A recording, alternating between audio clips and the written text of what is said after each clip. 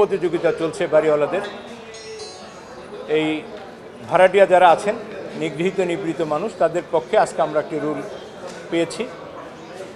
মাননীয় বিচারপতি শিকদার মাহমুদুর রাজি এবং মাননীয় বিচারপতি রাজিউদ্দিন আহমেদের বেঞ্চে আমরা সেখানে যেই বিষয়টি উপস্থাপন করেছি সেটি হলো এই বাড়ি ভাড়া নিয়ন্ত্রণ আইন 1991-তে 2(d)তে বলা আছে যে প্রত্যেক শহরে শহর পরিচালনা যে কর্তৃপক্ষ, সিটি কর্পোরেশন অথবা পৌরসভা, তারা সময়ে সময়ে বাড়ি ভাড়া নির্ধারণ করে দেবেন।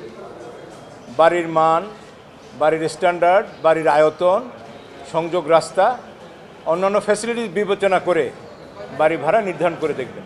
এবং এটা শুধু আমরা নতুন করে চেয়েছি বিষয়টা তা নয়, বিশ্বের অনেকগুলো উন্নত শহরে, লন্ডন থেকে শুরু করে দুবাই থেকে শুরু করে অন্যান্য উন্নত শহরে সরকার কর্তৃক বাড়ি ভাড়া প্রতি স্কোয়ার ফিটে নির্ধারণ করা আছে। এটা দোকানের ক্ষেত্রে যেমন আছে, অফিসের ক্ষেত্রে আছে, বাড়ির ক্ষেত্রেও আছে।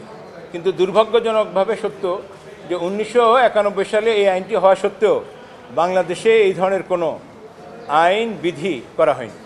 আমরা এই বিষয়টি আজকে মহামান্য হাইকোর্টের নজরে এনেছি এবং মহামান্য হাইকোর্ট আমাদের এই বিষয়টি 2 দিনে বিশদভাবে শুনেছেন।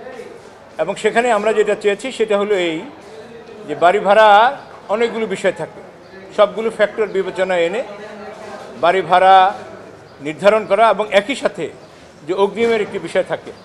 আমরা সেখানে এটাও বলেছি যে দোকান এবং ব্যবসা প্রতিষ্ঠানের ক্ষেত্রে সর্বোচ্চ 3 মাসের অগ্রিম নেওয়ার জন্য একটি নির্দেশনা চেয়েছি।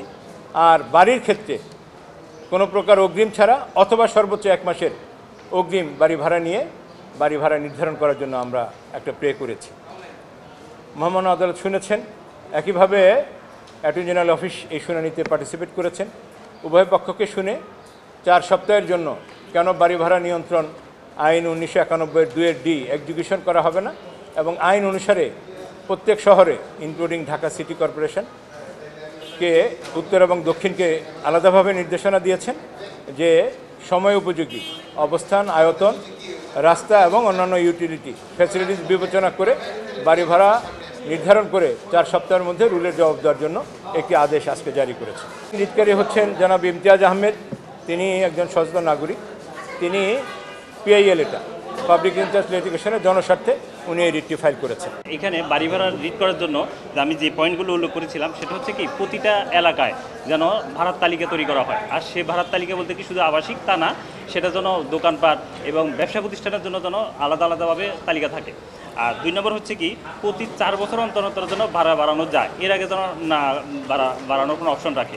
যেমন 2025 সালে কিন্তু ভাড়া বাড়ানো হয়েছে, তো পরবর্তী যেন 29 সাল এর আগে যেন কেউ ভাড়া বাড়াতে না পারে, অর্থাৎ প্রতি 4 বছর পর একসাথে সবাই বাড়াবে, প্রতি বছর বছর যা যার মতো করে না। এরপর হচ্ছে কি অ্যাডভান্স, সেটা ছাত্র বললো। এরপর হচ্ছে কি আরেকটা বড় পয়েন্ট, সেটা হচ্ছে কি আমরা যারা ভাড়াটিয়া তারা কিন্তু আমরা ভাড়া ঢোকার সময় বিভিন্ন রকমের যে ফার্নিচার কিংবা বিভিন্ন কল টল, বিভিন্ন রকম বেসিন, এগুলো কিন্তু আসলে আমাদেরকে করতে হয়। একটু নষ্ট হলে আমাদেরকে কিন্তু সেটা নতুন করে কিনে দিতে হয়। কিন্তু এটা কেন, আমরা তো সব কিছুই ভাড়া দেই, তাই না? তো এটাকে আসলে বাড়িওয়ালারা কিন্তু এটাকে মেনটেন করতে হবে। যদি এটা একটা নির্দিষ্ট টাইম থাকবে, এর আগে যদি আমাদের দ্বারা নষ্ট হয় তাহলে এটা আমরা দিব। আর এরপর হচ্ছে কি বাড়িওয়ালাদের যেন বড় অঙ্কের জরিমানা করার বিধান থাকে, কারণ বড় অঙ্কের জরিমানার বিধান না থাকলে এরা কখনো কিন্তু আসলে আইন হবে, সব কিছু হবে, রিড হবে, কিন্তু কাজ হবে না। আর সর্বশেষ হচ্ছে কি সরকার যেন প্রতিটা এলাকায় কর্মজীবী হোস্টেল তৈরি করে, কারণ এই হোস্টেল যদি প্রচুর পরিমাণে হোস্টেল তৈরি করা হয় তাহলে কিন্তু বাড়ি ভাড়ার উপর অনেকটা চাপ পড়ে যায়। তো আমার বিশ্বাস সরকার যেন এটা সুদৃষ্টি দেয়।